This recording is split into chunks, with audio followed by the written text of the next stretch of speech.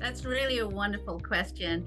I think that the pandemic really changed things up, and, suddenly virtual became so important, and learning really what our members want and understanding the balance between virtual and in person, technical courses versus networking opportunities, and understanding as well, as our membership changes and different ages enter into our membership. We know, for instance, that Gen Z really loves virtual learning, right? They like short snippets of learning. Millennials prefer, again, different formats of learning. And of course, boomers, maybe more. May appreciate more in-person kind of training events that are last a day. And so understanding how our membership has changed and what we all want from the way that we learn, the way that we network, the way that we derive value out of this association is something that we're, really challenged to understand. That's why we're running so many surveys and working closely with membership and experimenting as well, so that we get better ideas around what our members really want and how best to provide value for everybody.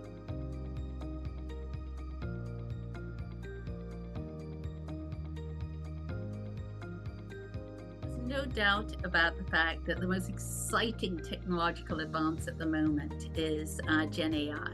And Gen AI is changing virtually every profession, from medical to customer care, and certainly audit as well, and cybersecurity. And so, everything from the way that we're going to be working with our membership and looking for ideas and being open to as well assist them in their journey of doing everything from governing, assuring, and managing this incredibly exciting advancements around Gen AI is something that I see the next 2 years being a prime area of focus.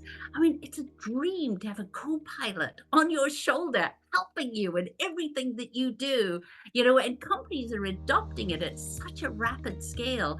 So I'm truly excited about this, and I could see ISACA themselves are releasing numerous courses around this. And so the next 2 years, folks, it's going to be all about Gen AI. That much I can absolutely guarantee you.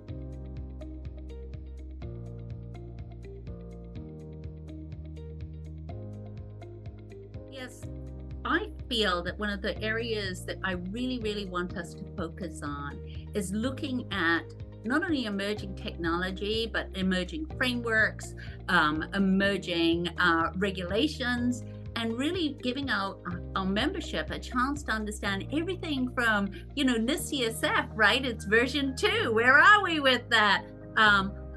Certainly, as we've already mentioned, things like governing and managing things like Gen AI, but also things like IoT and OT, everything from door locks on our securing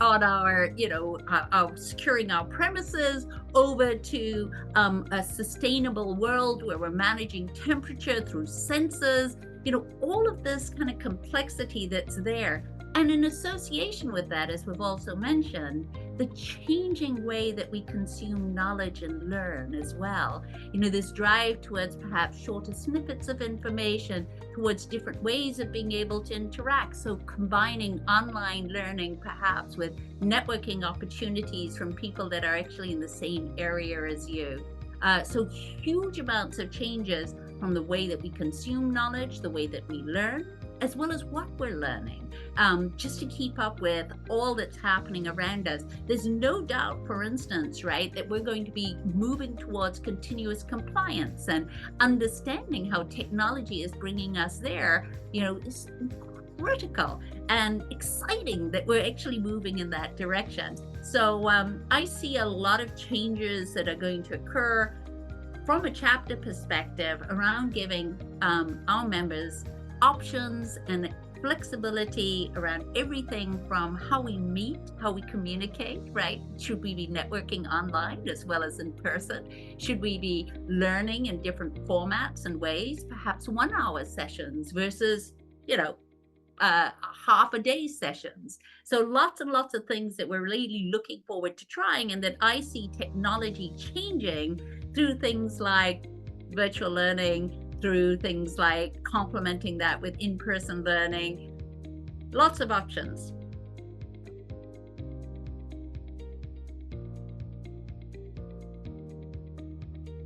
Really loved being on the board and watching lots and lots of different leadership styles. It's like a smorgasbord of leadership skills.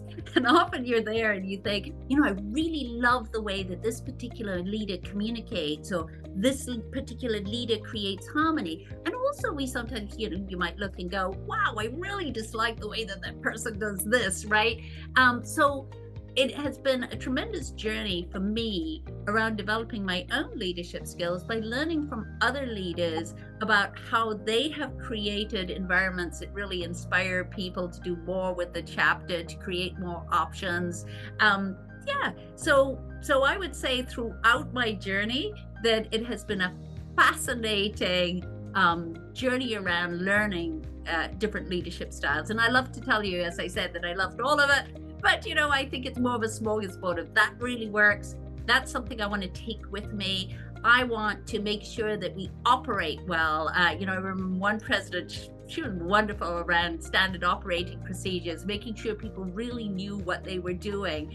Other presidents that were very innovative about things like adding more video, adding more media. And so all of those I certainly want to bring with me, and also understanding as well how you create harmony in the board, so you're all rowing in the same direction with a common vision, right? So that's some of the things that I've learned from some wonderful presidents that preceded me that I hope to be able to emulate and bring to the chapter.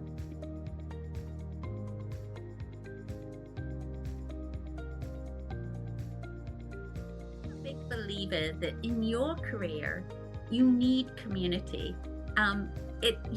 The community is what will really support the growth of your soft skills as well as your technical skills. I often say to people that work for me, I say, if you're looking to develop leadership skills, go join an ISACA chapter, go volunteer, try and get on the board, right?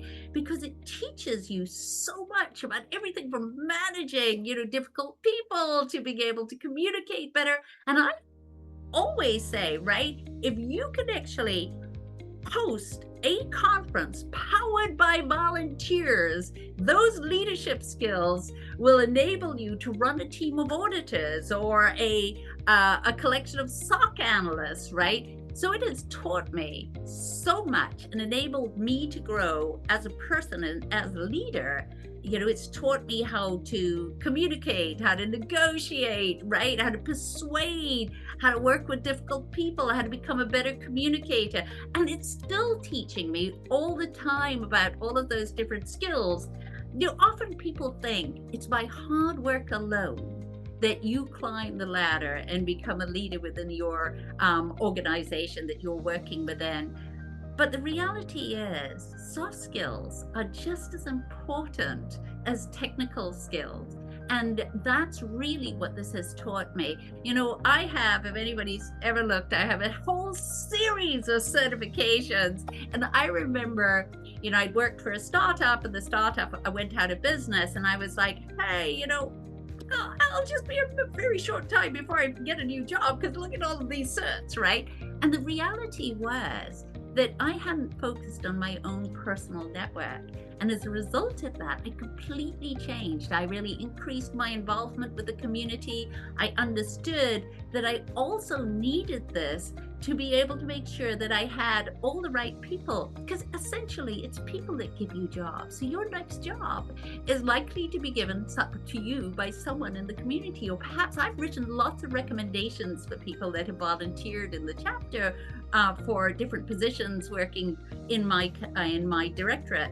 And that's really benefited them in their own career. So it's been enormously beneficial. And then working as well and kind of winning awards with ISACA and building a whole profile. I always say you are your own shop window, right?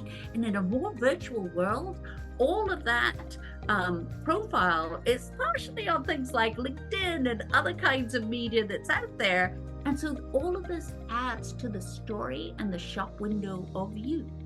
And I think that really my involvement with ISACA has taught me a lot of that. Everything from the working groups that I've done work with global, how much I've learned around things like scholarship and give back programs, right, which I'm a great believer in. It's given me a community beyond just my job, to a series of people that also share my favorite subject, which is cybersecurity and audit. And so it's really been a wonderful journey, I think, with ISACA. I'm a huge ISACA kind of fan because it's done so much for me, and I want to do as much for the people that that are part of this community.